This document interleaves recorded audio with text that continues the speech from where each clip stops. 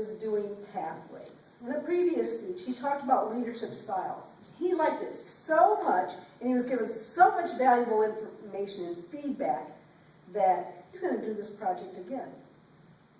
As his evaluator, I left his evaluation sheet on my desk here. Let me get it real quick.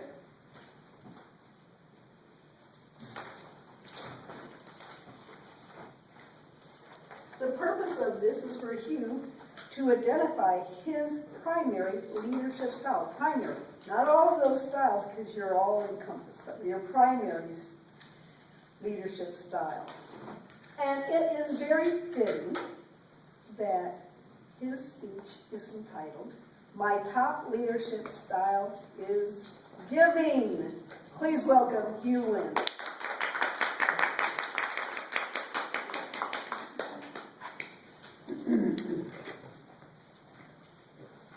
Do you know how many leadership styles there are? Do you know what type of leader you are? Oh, I know what type of leader I am. I am a coach. Yes, my top leadership style is giving. Giving of myself, giving of advice, giving of suggestions. Recently, the Division D Director, Dilcia, reached out to me. She asked me, would you consider being the contest chair for my contest? Toastmasters. My response was a question. What has been done so far? And before I let you know what she told me, I'm going to have you involved in this speech. So, how do you put together a contest? How do you put together? Phyllis. You assign committees. Okay, and what do the committees You do? request people to serve on committees. Okay, You order trophies. okay, you have trophies. What else do you need for a contest? Contestants. You have contestants. What else? Judges. Judges, okay. Rules.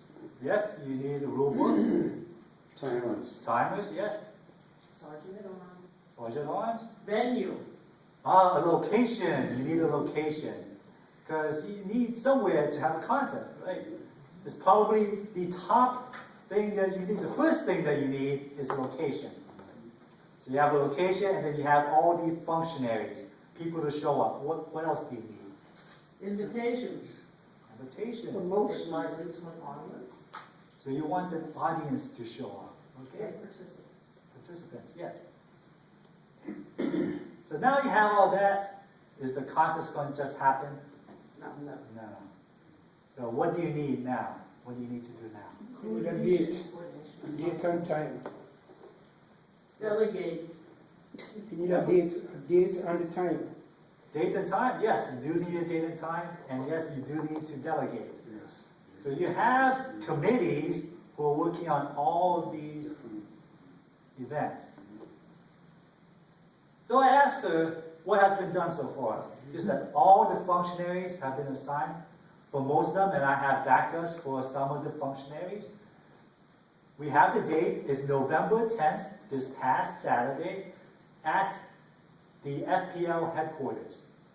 So the date and location were already set, the time was set from 1 to 4 p.m.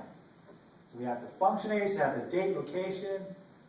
So I asked her, does everyone know what they're doing?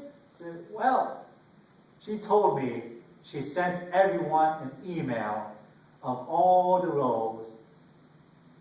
And I asked her, did you go over with the rules with everyone? She said, that is a good suggestion. I will go over all the rules and all the roles with everyone individually. And then I asked her, okay, do you have a program? She said, yes, she has a program and a script. There is a detailed script for contest. So did you go over the entire script from beginning to end? That's another good idea. That's a good suggestion. Wow. It's like I have this coaching thing down. I have all these good questions, right? So, before I even answered would I even be considering being a contest chair, I kept asking all these questions, and it sounded like, yes, she has everything that she needs. All she needs to do is just to go through the scripts with everyone, go through the roles of everyone, and the contest will be set. For the most part, right? But that is the toughest part. If you have all the functionaries there and they have an idea of what they're doing, you review it with everyone. That is the biggest challenge of putting together a contest. People there and they know how to do it. So I never answered her question, would I consider being a contest chair? I told her, it sounds like you already have it done. You already have it organized. I'm here to support you whatever you need as contest chair. Because I'm not sure if she's been contest chair before, or maybe it's been a while she's been contest chair. So now I wanted to give her the opportunity.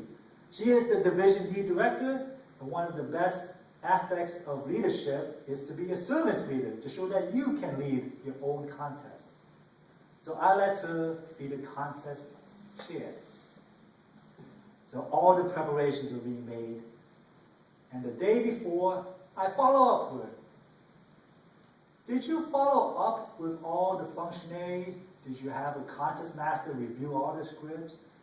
I went through the entire list of everything we reviewed on the previous call. And she said, yes, I am ready. See you tomorrow. So November 10th comes along. I get a call from her. They changed the layout of the room.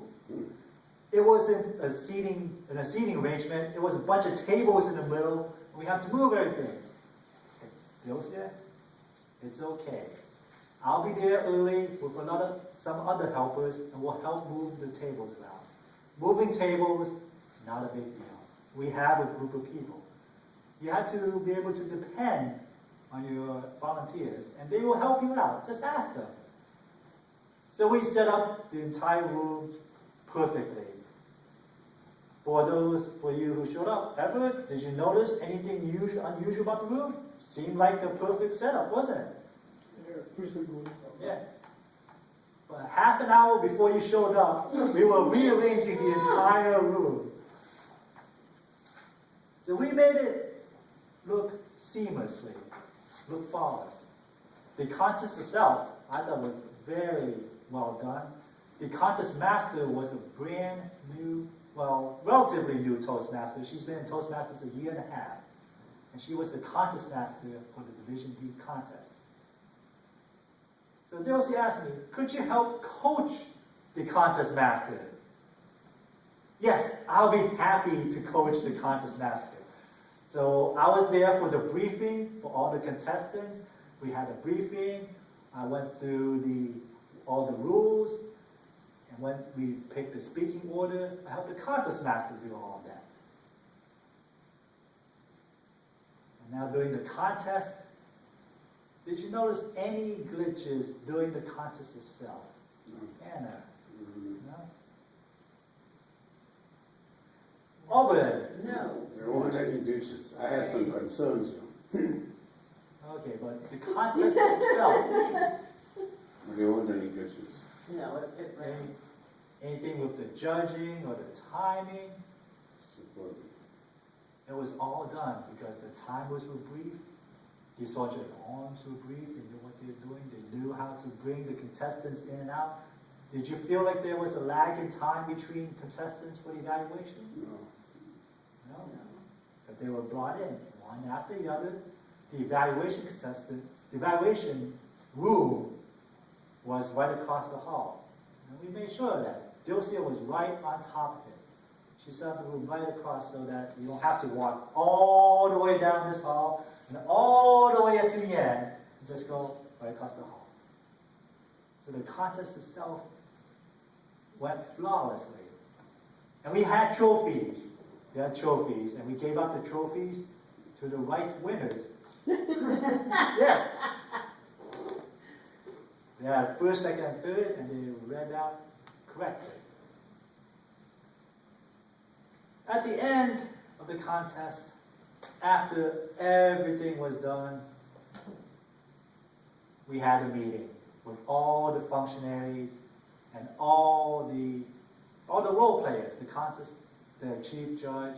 We went over, were there any issues, anything?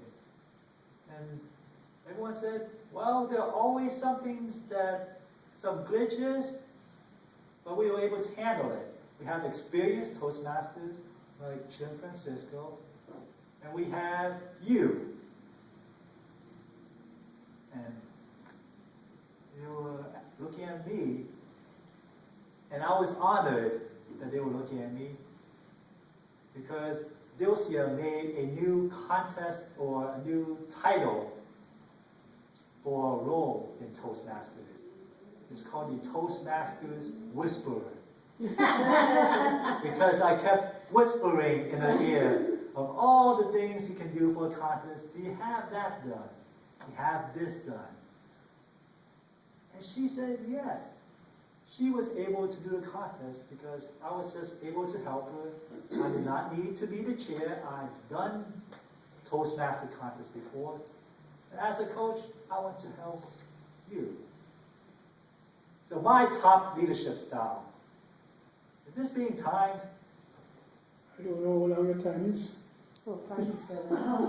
Because I know I was spoken a lot longer than 5 to 7 minutes. I don't know, you're 10 minutes, Okay. 30 Okay, something, well then 10 and a half minutes. I don't know what time it is. How long is this speech? 5 to 7 minutes, sorry. Oh, you're So- well over it. Way over, yeah. It didn't matter, go ahead. It's not your fault if the timer didn't give you the right signal.